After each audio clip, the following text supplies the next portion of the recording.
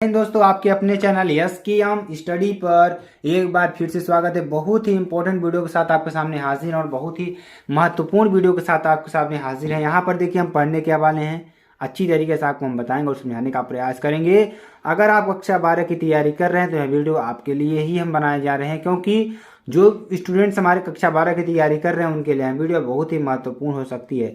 कक्षा 12 भौतिक विज्ञान की बात करेंगे, मोस्ट इंपॉर्टेंट क्वेश्चंस की बात करेंगे, जो आपके एग्जाम में लेटेस्ट क्वेश्चंस आने वाले हैं उनकी बात करते हैं, ठीक है। और आपको इतनी अच्छी तरीके से हम बताएंगे कि सारे जो टॉपिक्स होंगे आपको क्लियर समझ में आएंगे और अच्छी तरीके से आपको वहाँ पर सॉल्व भी करने में मदद मिलेगी। और इसकी पीडीएफ भी आपको हम प्रोवाइड कर देंगे। पीडीएफ कहाँ मिलेगी? SKM-StudyClasses.com वेबसाइट और SKM स्टडी का जो ऑफिशियल टेलीग्राम चैनल है वहाँ पर मिल जाएगी। तो चलिए प्रश्न को देखते हैं। प्रश्न कौन कौन से हैं हमारे, जो आपके इंपॉर्टेंट प्रश्न है, जो आपके महत्वपूर्ण प्रश्न है। पहला प्रश्न देखिए क्या है। निर्वात में एक आवर्त वैद्युत चुंबकीय तरंग के चुंबकीय क्षेत्र वाले, क्या करा है कि निर्वात में जो कंडीशन है, कंडीशन अच्छी तरीके से समझेंगे तभी आपको समझ में आएगा, अन्यथा समझ में नहीं आएगा। देखिए क्या कर रहा है कि निर्वात में एक आवर्त वैद्युत चुंबकीय तरंग की, क्या एक आवर्त वैद्युत चुंबकीय तरंग के चुंबकीय क्षेत्र वाले भाग का आयाम जो है 510 नैनो टेस्ला है। कितना है? 510 नैनो टेस्ला है। तरंग के वैद्युत क्षेत्र वाले भाग का आयाम क्या होगा? तरंग के वैद्युत क्षेत्र वाले जो भाग का आयाम है वह क्या होगा? तो यहाँ पे 510 नैनो टेस्ला है, 20 जीरो है, ठीक है। तो अच्छी तरीके से आपको समझ में आ रहा होगा। चलिए यहाँ पर देखिए दिया क्या है उसको पहले इस तरीके से लिख लेते हैं, उसके बाद इसको अच्छी तरीके से सॉल्व करते हैं। तो दिया क्या है? 20 जीरो बराबर 500, यहाँ पर 10 नहीं, सॉरी 70 होगा। क्या होगा? 70, ठीक है। तो आपको ध्यान देना होगा, यहाँ पर 510 ही है, ठीक है। तो यहाँ पर आपको 510 मानिए, 507 मानिए, कोई दिक्कत वाली बात नहीं, 510 ही आप लोग मानकर चलिए। तो यहाँ पर 20 जीरो कितना दिया है? 510 नैनो टेस्ला। और अगर इसको हम टेस्ला में बदलते हैं, देखिए अगर आपको मालूम है तो एक नैनो टेस्ला बराबर कितना होता है, ध्यान दीजिएगा। एक नैनो टेस्ला बराबर 10⁻⁹ टेस्ला। ये आपको ध्यान देना है और बहुत ही महत्वपूर्ण टॉपिक है, ठीक है। और C का मान कितना होगा? 3 × 10⁸ मीटर प्रति सेकंड, ठीक है। C का मान कितना आएगा? 3 × 10⁸ मीटर प्रति सेकंड। सूत्र 20 जीरो की बात करेंगे, सूत्र 20 जीरो बराबर क्या हो जाएगा? E0/C से, क्या E0/C से क्या हो जाएगा? E0 बराबर V0C, क्या E0 बराबर V0C।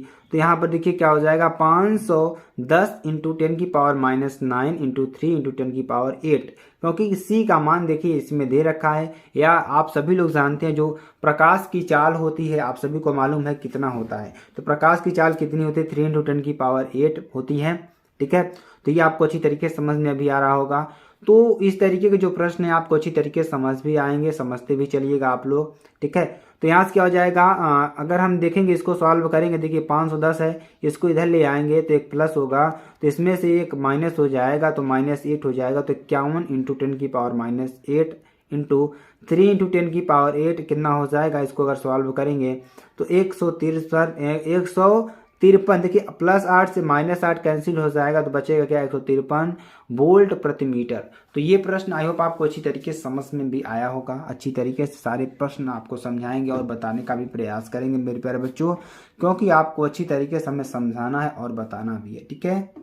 चलिए अगला क्वेश्चन देखिए। यक्स किरणों के 2 प्रमुख उपयोग लिखिए। यक्स किरणों के जो प्रमुख 2 उपयोग हैं कौन कौन से होते हैं उसको भी आपको ध्यान देना होगा और अच्छी तरीके से समझना होगा।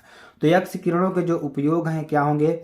यक्स किरणें वैद्युत चुंबकीय तरंगे हैं। जो यक्स किरणें होती हैं क्या होती हैं? वैद्युत चुंबकीय तरंगे होती हैं। क्या होती हैं? वैद्युत चुंबकीय तरंगे हैं। ये अदृश्य होती है। क्या होती हैं? अदृश्य होती हैं। जो यक्स किरणें होती हैं वो क्या होती हैं? वैद्युत चुंबकीय तरंगे होती हैं। आपको पहला जो गुण है इसका यही है।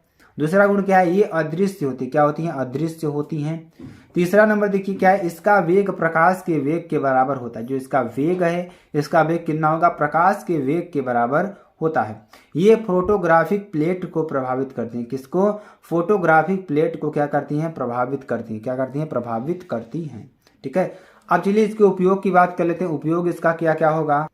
चलिए इसके उपयोग की बात, उपयोग में देखिए क्या क्या है। देखिए इसका उपयोग कहाँ होता है? जो एक्स किरणों का उपयोग होता है हीरो की जांच परख में जो इसका उपयोग होता है बहुत ज़्यादा होता है। और भारी गार्डर के में दरार या वायु के बुलबुले का पता लगाने में, जो भारी गार्डर हैं आपके उसको दरार या वायु के बुलबुलों का जो पता लगाने के लिए आपको यहाँ पर इसका उपयोग, इस किरणों का उपयोग किया जाता है। रेडियोग्राफी में भी आपको इसका उपयोग किया जाता है। और जो यक्स किरणें होती है हमारा, आपको एक्सरे आप कराते जाते हैं ना कि आप शरीर का एक्सरे कराते हैं, उसके लिए भी इसका उपयोग किया जाता है। शल्य चिकित्सा जिसे आप कहते हैं, शल्य चिकित्सा में भी इसका उपयोग किया जाता है। चलिए आगे आपको बताते हैं। अगला क्वेश्चन देखिए, बहुत ही महत्वपूर्ण क्वेश्चन, आपके एग्जाम में बहुत बार आया हुआ क्वेश्चन, इसलिए हम इस क्वेश्चन को लाए हैं क्योंकि यह क्वेश्चन बहुत बार आपका पूछा गया है।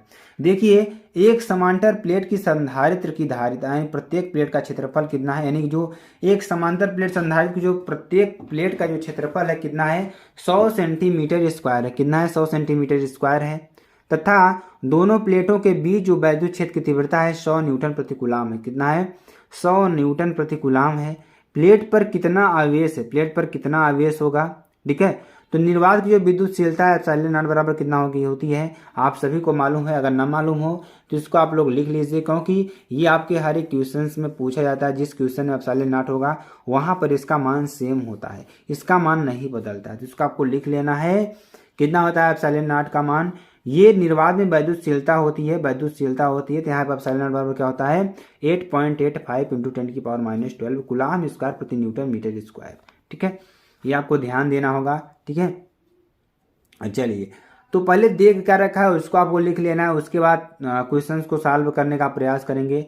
तो पहले देखिए, देख क्या रखा है, प्रत्येक प्लेट का जो क्षेत्रफल है ए बराबर कितना होता है, 100 सेंटीमीटर स्क्वायर। कितना होता है, 100 सेंटीमीटर स्क्वायर। अगर इसको हम मीटर में चेंज करते हैं तो कितना आएगा, 100 × 10⁻⁴ मीटर स्क्वायर। कितना आएगा, 100 × 10⁻⁴ मीटर स्क्वायर। क्यों, कैसा आएगा, ध्यान दीजिएगा, क्यों आएगा ध्यान दीजिएगा इसको, तभी आपको समझ में आएगा। देखिए 10⁻² सेंटीमीटर स्क्वायर है। ठीक है, ध्यान दीजिएगा, 1 सेंटीमीटर में कितना होता है, 1 सेंटीमीटर में कितना होता है, 100 यानी कि अगर 1 सेंटीमीटर की बात करें, अगर 1 सेंटीमीटर की बात करें तो देखिए 100 सेंटीमीटर बराबर क्या होता है, 1 मीटर का स्क्वायर। ठीक है, तो यहाँ से ऊपर जाएगा 10⁻², यहाँ ऊपर जाएगा 10⁻² का होल स्क्वायर होगा, तो 10⁻⁴ होगा, 100 × 10⁻⁴ होगा। ध्यान दीजिएगा तभी आपको समझ में आएगा। तो यहाँ से क्या हो जाएगा, 100 × 10⁻⁴ मीटर स्क्वायर। ठीक है, चलिए अब देखिए आगे क्या दे रखा है उसको लिखते हैं। आगे देखिए क्या देखा है, प्लेट के बीच संधारित्र की धारिता C बराबर क्या हो जाएगा, जो प्लेट के बीच की संधारित्र की धारिता है C बराबर एप्सिलॉन नॉट × A/d। क्या हो जाएगा, C बराबर क्या हो जाएगा, एप्सिलॉन नॉट × A/d। ठीक है, ये आपका फार्मूला होता है। अब देखिए एक चीज और दे रखा है, जो तीव्रता दे रखी है, तीव्रता कितनी दे रखी है, E बराबर 100 न्यूटन प्रति कूलाम। इसको भी आपको लिख लेना है, तीव्रता हमारी कितना दे रखी है, 100 न्यूटन प्रति कूलाम होता है। तो यहाँ से कुछ चीज़ें और आपको जानना आवश्यक है, जहाँ D क्या है, प्लेटों के बीच की दूरी है, और V क्या है, विभवांतर है, और संधारित्र प्लेट की जो धारित आवेश है Q बराबर CV। तो अब यहाँ से देखिए, अगर हम C की बात करते हैं, देखिए C का मान हमने यहाँ पर निकाला था, C का मान हमने यहाँ पर क्या निकाला था, एप्सिलॉन नॉट A/d। तो यहाँ से हमने क्या निकाला था, Q बराबर CV या एप्सिलॉन नॉट A/d × V। तो यहाँ से V/d बराबर क्या हो जाएगा, परंतु V/d बराबर E प्लेटों के बीच वैद्युत क्षेत्र की तीव्रता है। ठीक है, V/d हमारा क्या होगा, यहाँ ध्यान दीजिएगा, ऊपर V/d कितना हो जाएगा, E के बराबर हो जाएगा, तो हमारा बचेगा क्या, एप्सिलॉन नॉट A × E। तो Q बराबर क्या हो जाएगा, ध्यान दीजिएगा, 8.85 × 10⁻12 × 100 × 10⁻⁴ × 100। तो यहाँ से अगर इसको हम सॉल्व करते हैं तो इसको सॉल्व करेंगे तो आपको मिलेगा क्या, मिलेगा क्या, देखिए यहाँ पे 10 घाते -2, 10 घाते 2, 10 घाते 2, -4 से +4 कैंसिल हो जाएगा। ये तो आपको कैंसिल हो गया, बचा क्या, 10⁻12 बचा, और ये वाला बचा, तो यही हमारा क्या हो जाएगा, आंसर हो जाएगा। तो 8.85 × 10⁻12 कूलाम।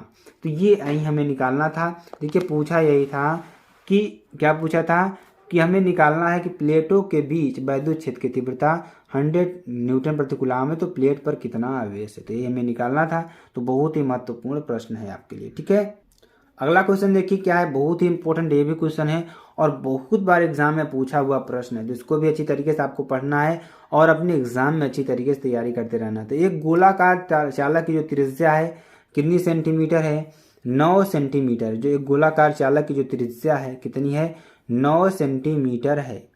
इसकी धारिता तथा उस आवेश की गणना कीजिए जिसके कारण विभव 1000 वोल्ट हो जाए।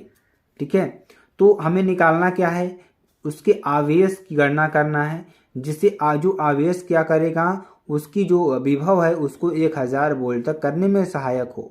तो देखिए यहाँ पर V बराबर कितना दे रखा है, 1000 वोल्ट दे रखा है और R बराबर 9 सेंटीमीटर दे रखा है। अगर इसको सॉल्व करते तो 9 × 10 की पावर -2 मीटर, क्या 9 × 10 की पावर -2 मीटर।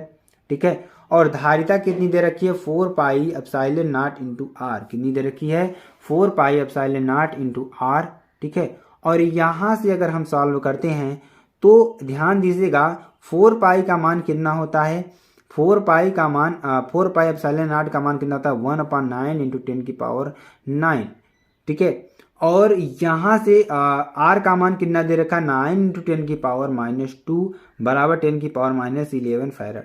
धारिता C बराबर कितनी हो जाए, Q/V। क्या C बराबर कितनी हो जाए, Q/V।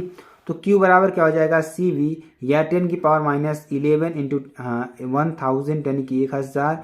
इसको सॉल्व करते हैं तो देखिए 3 यहाँ पे 10⁻³ होगा, -11 करेंगे तो 10⁻8 हो जाएगा। तो Q बराबर कितना हो जाएगा, 10⁻8 कूलम। तो ये आपके महत्वपूर्ण प्रश्न है मेरे प्यारे बच्चों। अगर आपको वीडियो पसंद आती है आप चैनल को लाइक कमेंट शेयर जरूर कर दीजिएगा।